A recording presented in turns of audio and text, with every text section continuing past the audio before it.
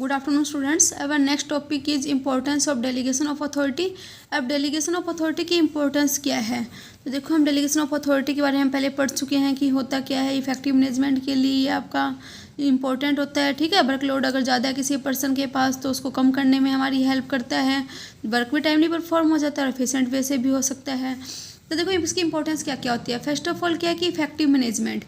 अब अगर क्या है कि अगर हम एम्पावर कर देते हैं सबॉर्डिनेट को, या फिर हम कहें कि अगर हम सबॉर्डिनेट को राइट दे देते हैं कुछ काम करने के लिए, उसको अथॉरिटी दिया, पावर दे देते हैं, तो मैनेजर्स क्या हो जाएगा, एबल हो जाएगा कि बाकी फंक्शनर्स को मोर इफेक्टिवली कर सकता है। क्यों कर सकते हैं?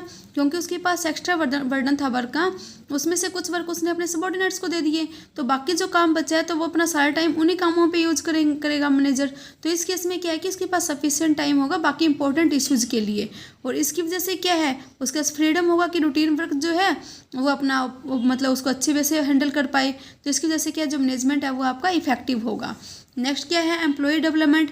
अब एम्प्लॉयज़ को अगर अथॉरिटी दी जा रही है कुछ और काम करने के लिए, या हाई लेवल पर जो वर्क होते हैं उसको परफॉर्म करने के लिए, तो वो क्या है जो एम्प्लॉय है उसका भी डेवलपमेंट होगा। तो प्रोसेस जो है डेलीगेट करने का अथॉरिटी का, वो क्या उससे वो जो सबॉर्डिनेट है उनमें भी डिसीजन मेकिंग की पावर आएगी, ठीक है। अगर उसको अथॉरिटी मिलेगी तो मैनेजर्स भी डिसीजन बेटर वे से ले सकते हैं, और वो क्या है कुछ एक्स्ट्रा रिस्पॉन्सिबिलिटी मिलेगी उनको, ठीक है। तो वही फ्यूचर में भी क्या है कोई भी एक्शन लेने के लिए, या फ्यूचर में अगर कोई प्रॉब्लम क्रिएट होती है या पोस्ट वैकेंट होती है तो इसको ईजिली वो हैंडल कर सकते हैं। नेक्स्ट आपका क्या है कि मोटिवेशन ऑफ एम्प्लॉयज। एम्प्लॉयज़ को भी मोटिवेट करेगा कि डेलीगेशन ऑफ अथॉरिटी के प्रोसेस में क्या है कि दोनों ही जो अथॉरिटी और रिस्पॉन्सिबिलिटी है वो डेलीगेट की जाती है सबॉर्डिनेट्स को। तो ये सिचुएशन क्या प्रोवाइड करेगी, आपको लिबर्टी प्रोवाइड करेगी वर्क के लिए और डिसीजन लेने के लिए, किसके पार्ट पर, सबॉर्डिनेट के पार्ट पर। सबॉर्डिनेट को अगर अथॉरिटी मिल रही है तो वो क्या आएंगे, मोटिवेटेड होंगे कि नहीं होंगे। अगर अपना काम अच्छे से परफॉर्म करेंगे तो उनको ज़्यादा अथॉरिटी मिलेगी, ठीक है। तो इसकी वजह से क्या है वो उनको मोटिवेट करती है। नेक्स्ट आपका फैसिलिटेशन ऑफ ग्रोथ। अब इसमें क्या है कि डेलीगेशन ऑफ अथॉरिटी का मतलब ये नहीं है कि डेवलप करना सिर्फ एक पर्सन को या डिवीजन को, बट ये फैसिलिटेट करता है कि डेवलपमेंट पूरी ऑर्गेनाइजेशन का हो, ठीक है ना। क्योंकि अगर कोई एडिक्वेट नंबर के एबल एम्प्लॉयज़ होंगे तो वो अवेलेबल होंगे ऑर्गेनाइजेशन में डिसीजन लेने के लिए, तो वो क्या इसमें बिजनेस को आप इजीली एक्सपेंड कर सकते हो, मॉडर्नाइज कर सकते हो, या डाइवर्सिफिकेशन जो है किसी बिजनेस का वो करने में भी आपको हेल्पफुल होगा। अब यहाँ पे आपकी 3 टर्म हमने यूज की है, एक्सपेंशन, मॉडर्नाइजेशन एंड डाइवर्सिफिकेशन। अब क्या ये तीनों सेम है या डिफरेंट है, अब तीनों का मीनिंग देखते हैं। एक्सपेंशन का मीनिंग क्या है, एक्सपेंशन का मीनिंग है कि इंक्रीज करना existing volume of the business, मतलब जो वॉल्यूम है उसको इंक्रीज कर रहे हो आप। जैसे यहाँ पे देखा, जैसे मान लो अपने ब्रांचेज ओपन कर लिए अलग अलग प्लेसेस पर, या फिर मान लो एक्सपेंशन का मीनिंग कि आपका कोई मैन्युफैक्चर कर रहे हो, टीवी पर प्रोड्यूस कर रहे हो आप। अपने टीवी क्या पहले 100 की सेल करते थे, अब आपने 200 की सेल करना स्टार्ट कर दिया, 300 की सेल करना स्टार्ट कर दी, तो ये क्या हो जाएगा, आपका एक्सपेंशन हो जाएगा। नेक्स्ट मॉडर्नाइजेशन का मीनिंग क्या है कि जो टीवी आप प्रोड्यूस करे थे उसको आप लेटेस्ट टेक्नोलॉजी की हेल्प से कर रहे हो। मान लो पहले आप black and white TV produce करे थे, अब आप कलरफुल करने लग गए हो, ठीक है। तो ये क्या हो गया, मॉडर्नाइजेशन हो जाएगा। नेक्स्ट आपका क्या है, डाइवर्सिफिकेशन। डाइवर्सिफिकेशन का मतलब क्या है कि जो बिजनेस जो प्रोडक्ट में डील कर रहा है उसकी बजाय कुछ और प्रोडक्ट में भी डील करने लग गया। जैसे अभी टीवी की बात करें थे हम कि टीवी प्रोड्यूस कर रहे हैं, लेकिन अभी भी उन्होंने क्या किया, टीवी के साथ रेफ्रिजरेटर प्रोड्यूस करना स्टार्ट कर दिए, वॉशिंग मशीन प्रोड्यूस करना स्टार्ट कर दी, तो ये आपका डाइवर्सिफिकेशन में कंसिडर होगा। नेक्स्ट आपका basis of management hierarchy. Management hierarchy का भी क्या ये बेस है, ठीक है। मैनेजमेंट हायरार्की में यही होता है मेनली आपका। तो मैनेजमेंट हायरार्की क्या आपकी जरूरी होती है किसी बिजनेस को सक्सेसफुली रन करने के लिए। तो इस हायरार्की के अकॉर्डिंग क्या है कि सुपीरियर सबॉर्डिनेट आपके कॉन्टैक्ट में आएंगे, और इसी की वजह से आपका क्या है जो अथॉरिटी रिस्पॉन्सिबिलिटी वगैरह वो एक दूसरे से को जाएगी, ठीक है। तो ये है कि अथॉरिटी फ्लो करती है टॉप टू बॉटम, जो टॉप लेवल से बॉटम लेवल तक।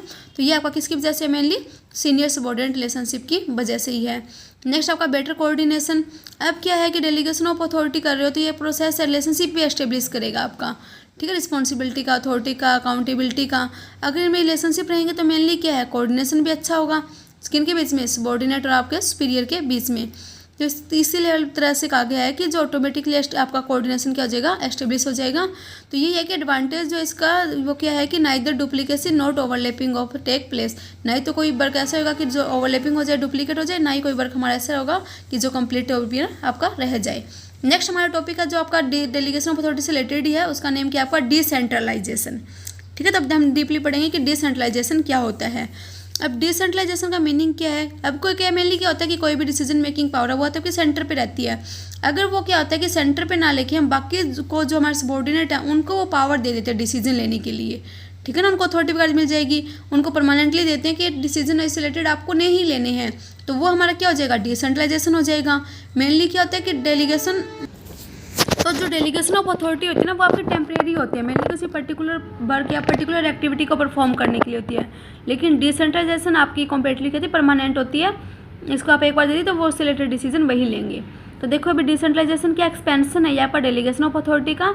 डिसेंट्रलाइजेशन में क्या है कि number of decision taking point जो होते हैं वो इंक्रीज हो जाते हैं, क्योंकि जो अथॉरिटी है वो डेलीगेट की जाती है मिडिल लेवल को या फिर लोअर लेवल मैनेजर को, किसके लिए, सिग्निफिकेंट या जो आपके इंपॉर्टेंट डिसीजन है उसके लिए।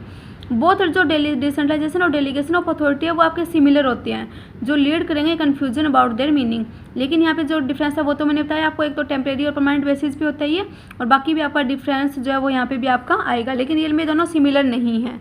ठीक है, तो डिफरेंस जो है यहाँ पे आपकी बुक के अकॉर्डिंग क्या गिवन है कि डिफरेंस हम इस एग्जांपल की आपसे ले सकते हैं। एग्जांपल इन्होंने दिया है कि मान लो एक चीफ मैनेजर है किसी कंपनी का, उसने क्या कर दिया कि जो भी रिस्पॉन्सिबिलिटी जो है कि उसको किसको दे दी, प्रोडक्शन मैनेजर को दे दी। किसके लिए, कि आपको अपॉइंट करने हैं एम्प्लॉयज़ जो नीडेड है डिवीजन के लिए, उसके लिए, और सैलरी लेस देन 10,000। उसने कहा कि 10,000 से कम जिनकी सैलरी है वो आपको अपॉइंट करनी है। ठीक है, तो then this will turn a delegation of authority, delegation of authority है। लेकिन अगर इसके अपोजिट हम देखें तो अगर क्या कि अथॉरिटी जो अपॉइंट करने के एम्प्लॉयज़ को वो डेलीगेट कर जाती है एवरी डिपार्टमेंटल हेड को, हर एक डिपार्टमेंटल हेड, इसमें सिर्फ किसको दी, ओनली प्रोडक्शन डिपार्टमेंट के हेड को दिया ना, प्रोडक्शन मैनेजर को। अगर उन्हें हर एक डिपार्टमेंट के हेड को दे दी, ठीक है ना, तो ये क्या हो जाएगा आपका डिसेंट्रलाइजेशन होगा, कि मतलब एक से मल्टीप्लाई ना होने की वजह से कईयों के पास ये पावर गई है, उसमें सिर्फ एक ही के पास गई, प्रोडक्शन मैनेजर के पास, तो डेलीगेशन ऑफ अथॉरिटी है। लेकिन अगर वो सारे डिपार्टमेंट मैनेजर के पास चलेगी, प्रोडक्शन मैनेजर के पास, सेल्स से रिलेटेड जो अपॉइंटमेंट करने हैं वो सेल्स मैनेजर करेगा, मार्केटिंग से रिलेटेड जो अपॉइंटमेंट करने हैं वो मार्केटिंग मैनेजर करेगा, ठीक है ना, और फाइनेंस से रिलेटेड जो अपॉइंटमेंट करने हैं वो फाइनेंस मैनेजर करेगा।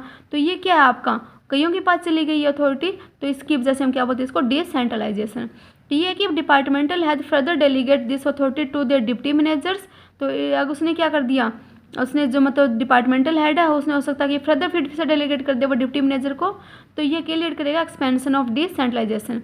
तो यहाँ पे अगर वो फर्दर डेलीगेट की तो वो डिसेंट्रलाइजेशन है, और उसके बाद उसने जो मान लो टॉप लेवल ने मिडिल लेवल वाले को दी, मिडिल लेवल वाले ने लोअर लेवल वाले को फिर से डेलीगेट कर दिया, अथॉरिटी दे दी है, तो ये हमारा एक्सपेंशन ऑफ डिसेंट्रलाइजेशन हो जाएगा। फर्स्ट स्टेप सेंट्रलाइजेशन है और डिसेंट्रलाइजेशन है सॉरी, और सेकंड आपका एक्सपेंशन ऑफ डिसेंट्रलाइजेशन हो जाएगा। तो इस कंटेक्स्ट में हम यही कह सकते हैं कि we be delegate the authority be multiplied by 2, क्योंकि एक गिवर है एक रिसीवर है तो मल्टीप्लाई 2 से करेंगे, लेकिन हम डिसेंट्रलाइज करते हैं इसको तो बी मल्टीप्लाइड बाय मेनी, क्योंकि एक गिवर है और रिसीवर आपके बहुत सारे हैं। ठीक है, अब डिसेंट्रलाइजेशन का मीनिंग क्लियर है कि it refers to the situation which exist as a result of the systematic delegation of authority, कि डेलीगेट तो कर रहे हो आप अथॉरिटी को, लेकिन सिस्टेमेटिक वे से कर रहे हो थ्रू आउट द ऑर्गेनाइजेशन, किसी एक डिपार्टमेंट में ना होकर पूरी ऑर्गेनाइजेशन में अगर हम करते हैं तो वो हमारा डिसेंट्रलाइजेशन होगा। अब डिसेंट्रलाइजेशन कोई भी एक डेफिनेशन लर्न कर लेना आप, जैसे हेनरी फ्योल किया है कि everything that goes to increase the importance of subordinates role is decentralisation. अगर सबॉर्डिनेट का जो इंपॉर्टेंस है वो इंक्रीज होती है तो वो हमारा क्या, decentralisation. And everything which goes to reduce it is called centralisation. अगर जो मतलब सबॉर्डिनेट की इंपॉर्टेंस को बढ़ाती है वो डिसेंट्रलाइजेशन है, और सबॉर्डिनेट की इंपॉर्टेंस को जो कम करेगी वो आपका क्या है, सेंट्रलाइजेशन। क्लियर है। अब नेक्स्ट हमारा क्या है कि फीचर्स क्या है हमारी डिसेंट्रलाइजेशन की। तो फर्स्ट ऑफ ऑल क्या है, it is an expanded version of delegation of authority. ये डेलीगेशन ऑफ अथॉरिटी का आपका एक्सपेंडेड वर्जन है। ये डेलीगेशन ऑफ अथॉरिटी को ही हम एक्सपेंड कर दें, जिससे एक को देने की बजाय हमने सब डिपार्टमेंट हेड को दे दें, ठीक है, तो वो हमारे क्या हो जाएगा, डिसेंट्रलाइजेशन हो जाएगा। नेक्स्ट क्या, increase the significance of the role of subordinate. Subordinate का रोल को ऑफकोर्स इंक्रीज करेगा, उनको अथॉरिटी मिल रही है काम करने के लिए।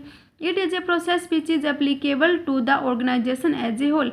ये क्या ऐसा प्रोसेस है जो आपकी पूरी ऑर्गेनाइजेशन में एप्लीकेबल होगा, ऐसे नहीं कि पर्टिकुलर किसी एक स्टेप पे हो रहा है।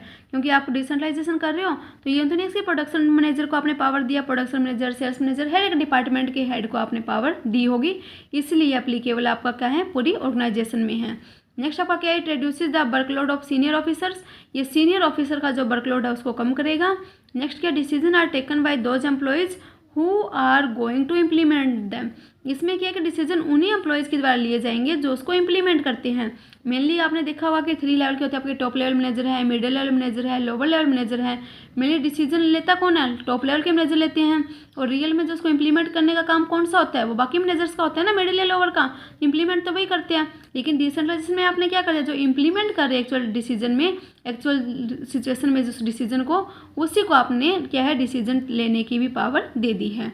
और लास्ट क्या है इसका, along with the authority even accountability is delegated. अब ये है कि सिर्फ जो अथॉरिटी के साथ साथ क्या है कि अकाउंटेबिलिटी भी आपकी डेलीगेट की जाती है।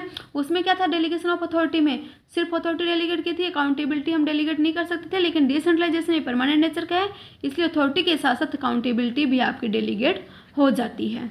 अब आपका जो चैप्टर है वो नेक्स्ट वीडियो में हम इसको कंप्लीट कर लेंगे।